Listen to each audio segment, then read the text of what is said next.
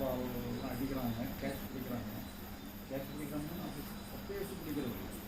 நீங்கள் பார்த்துருக்கீங்க, அந்த ட்ரைனிங் கொடுக்கும்போது என்ன பண்ணுவாங்கன்னா அதை வாங்கி பிடிக்க வேண்டியதுன்னு சொல்லுவாங்க. அப்போ அது வரும்போது அது போக்கில் அந்த வேகத்தை வாங்கி பிடிக்கிற ஒரு தன்மை வந்து அப்போ அது வந்து ஒரு ஃப்ளெக்சிபிளாக இருக்கும். அப்போ அவங்க மைண்டில் வந்து ஃப்ளெக்சிபிளாக மாறுறது தான் சொல்லியிருக்கோம். ஃப்ளெக்சிபிளாக மாட்டாங்கன்னா அது ஒரு சமநிலைப்படுத்தும். அதாவது அந்த தஞ்சாவூர் பொம்மை வந்து நீங்கள் எத்தனை தடவை போட்டாலும் அது சமநிலைக்கு வந்துடும். ஆனால் அதே நேரத்தில் ஈஸியாக அதை புரட்டவும் செய்யலாம். ஆனால் எவ்வளோ தான் புரட்டினாலும் அது சமநிலையை மெயின்டைன் பண்ணிடும். ஆனால் புரட்டுறதுக்கும் தயாராக இருக்கும், சமநிலைக்கு வர்றதுக்கும் ஈஸியாக இருக்கும்.